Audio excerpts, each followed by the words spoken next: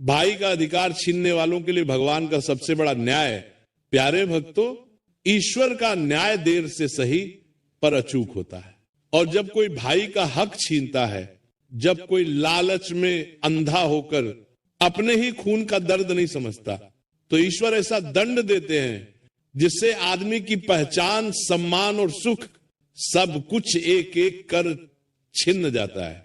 शास्त्रों में लिखा है, जो अपने ही भाई से अन्याय करता है उसके घर का सुख पहले जाता है, फिर पैसा जाता है, और आखिर में उसका अपना ही बनाया संसार ढह जाता है। अब आगे जो मैं आपको बताने जा रहा हूं उसका असर इतना गहरा है कि जिसने भी यह कथा पूरी सुनी उसके मन में डर और श्रद्धा दोनों जाग उठे हैं, क्योंकि भगवान का न्याय इतना सटीक और अचूक होता है कि अधिकार छीनने वाले को सीधे उसका फल भोगना पड़ता है। तो प्रेम और श्रद्धा से बोलिए, हे प्रभु, आपका न्याय सर्वोपरि है। और इस पावन कथा को अंत तक ध्यान से सुनिए। बहुत समय पहले की बात है, एक समृद्ध नगर में दो भाई रहते थे। बड़े भाई का नाम रामदास था और छोटे का श्यामदास। उनके पिता एक धनी व्यापारी थे जिन्होंने अपने जीवन भर में अथाह संपत्ति अर्जित की थी। जब पिता के देहांत का समय आया तो उन्होंने अपनी सारी संपत्ति दोनों पुत्रों में बराबर बांटने का निर्णय लिया। रामदास सरल हृदय का व्यक्ति था। उसका मन सदैव भगवान की भक्ति में लगा रहता था। प्रतिदिन प्रातःकाल उठकर वह गंगा स्नान करने जाता और मंदिर में घंटों बैठकर प्रभु का नाम स्मरण करता। उसकी पत्नी सीता भी धर्मपरायण स्त्री थी। दोनों का जीवन सादगी और संतोष में बीतता था। व्यापार में रामदास की रुचि कम थी, परंतु पिता की आज्ञा मानकर वह दुकान संभालता था। दूसरी ओर श्यामदास की प्रकृति बिल्कुल विपरीत थी। उसके मन में धन संचय की अत्यधिक लालसा थी। वह दिन रात व्यापार के नए नए उपाय सोचता रहता। उसकी पत्नी कमला भी उसी के समान लोभी स्वभाव की थी। दोनों मिलकर केवल धन बढ़ाने की योजनाएं बनाते रहते। जब पिता का श्राद्ध कर्म संपन्न हुआ तो दोनों भाइयों ने संपत्ति का बंटवारा किया। घर, दुकान, जमीन, धन सब कुछ बराबर बांट दिया गया। रामदास ने अपना हिस्सा प्राप्त करके संतोष व्यक्त किया और भगवान को धन्यवाद दिया, परंतु श्यामदास के मन में ईर्ष्या की ज्वाला धधकने लगी। वह सोचता था कि यदि सारी संपत्ति उसे मिल जाती तो वह नगर का सबसे धनी व्यापारी बन जाता। कुछ महीने बीते। रामदास अपने व्यापार में लगा रहा। उसकी दुकान में ग्राहक आते और वह ईमानदारी से व्यवहार करता। लाभ कम होता परंतु उसका मन प्रसन्न रहता। वह जो कुछ कमाता उसमें से 10वां भाग गरीबों में बांट देता। उसके घर में सदैव साधु संतों का आना जाना लगा रहता। श्यामदास की दुकान में व्यापार तेजी से बढ़ने लगा। वह तरह तरह के छल कपट से ग्राहकों को ठगता, माप तौल में कमी करता, मिलावट करता, परंतु उसका धन बढ़ता जा रहा था। कमला भी पति की सहायता करती और दोनों मिलकर धन संचय में लगे रहते। एक दिन श्यामदास के मन में एक कुटिल विचार आया। वह सोचने लगा कि यदि किसी तरह रामदास की संपत्ति भी उसके हाथ आ जाए तो कितना अच्छा हो। वह रात भर इसी चिंता में डूबा रहा। अंततः उसने एक योजना बनाई। अगले दिन प्रातःकाल श्यामदास रामदास के घर गया। उसने बड़े प्रेम से कहा, भ्राता श्री, हम दोनों एक ही माता पिता की संतान हैं। क्या आवश्यकता है अलग अलग रहने की? क्यों न हम दोनों मिलकर व्यापार करें, एक साथ रहें, एक साथ भोजन करें। इससे हमारा व्यापार भी बढ़ेगा और भाईचारा भी बना रहेगा। रामदास सरल हृदय का था। उसे भाई के शब्दों में छल दिखाई नहीं दिया। उसने सोचा कि सचमुच यदि दोनों भाई मिलकर रहें तो कितना अच्छा होगा। उसने श्यामदास की बात मानते ली। दोनों भाइयों ने मिलकर व्यापार करना आरंभ किया।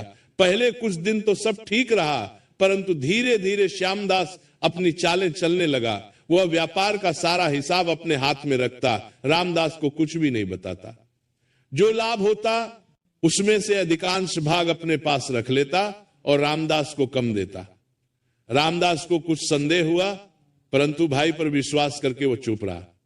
सीता ने कई बार कहा, स्वामी, आपका भाई ठीक नहीं कर रहा, वो आपको छल रहा है, परंतु रामदास ने उसकी बात नहीं सुनी।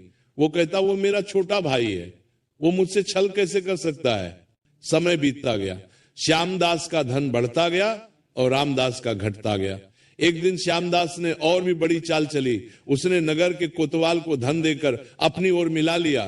फिर उसने एक झूठा दस्तावेज तैयार करवाया जिसमें लिखा था कि पिता ने अपनी सारी संपत्ति केवल श्यामदास को दी थी, रामदास को कुछ नहीं मिला था। श्यामदास ने ये दस्तावेज लेकर रामदास के सामने रख दिया और बोला, भ्राताश्री, ये देखिए, पिताजी ने सारी संपत्ति मुझे दी थी, आपको कुछ नहीं दिया।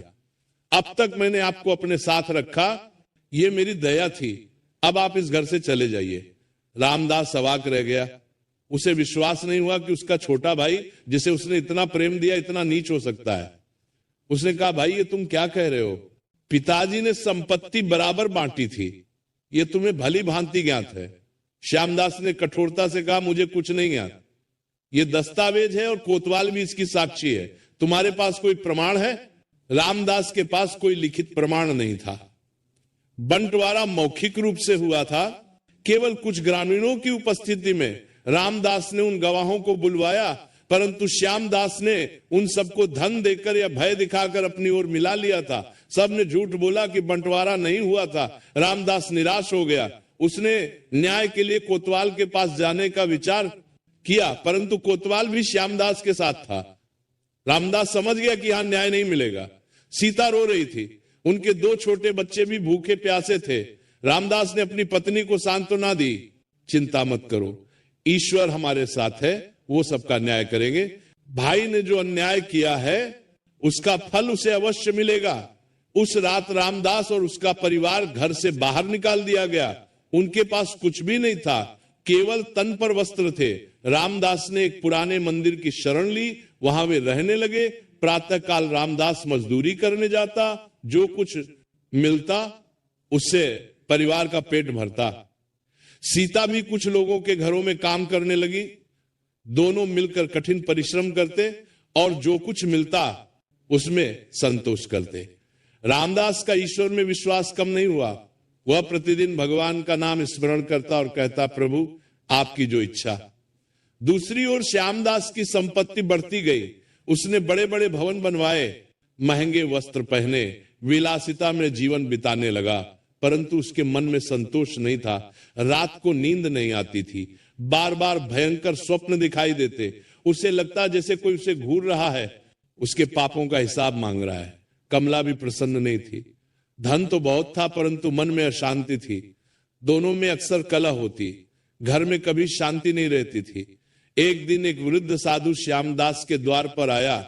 उसने भिक्षा मांगी। श्यामदास ने कहा, जा यहां से, मैं किसी को भिक्षा नहीं देता। साधु ने कहा, पुत्र, धन संचय करके क्या करोगे?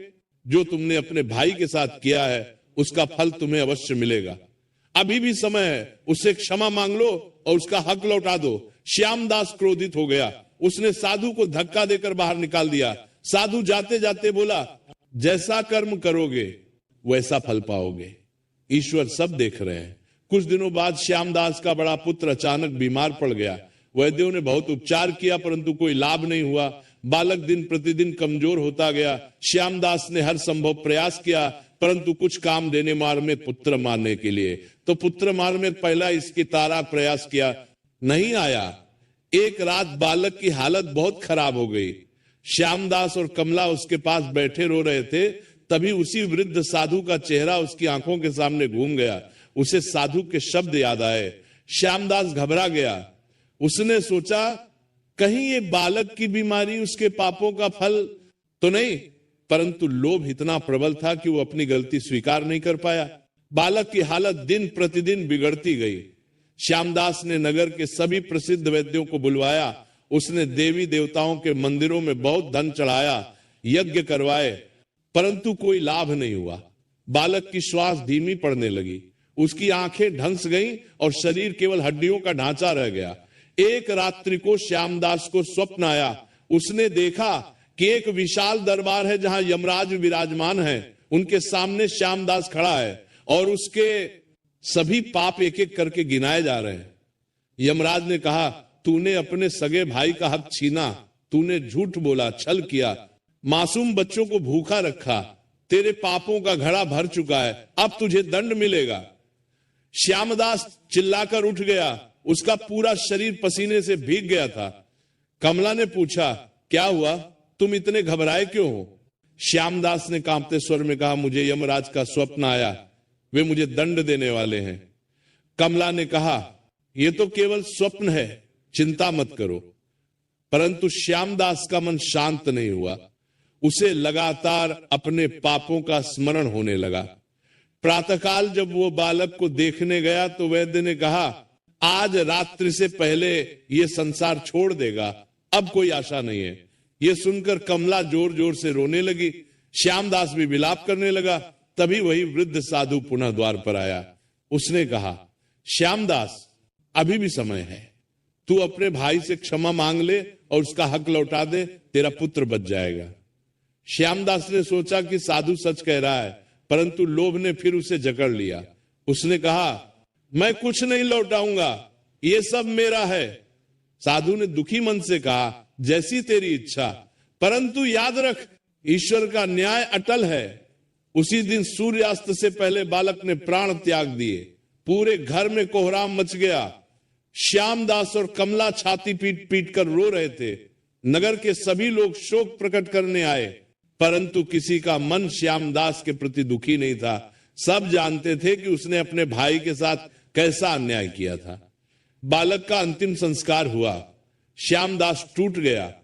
उसे अब अपनी संपत्ति बेकार लगने लगी। धन का ढेर था, परंतु पुत्र नहीं था जो उसे देखे। प्रिय,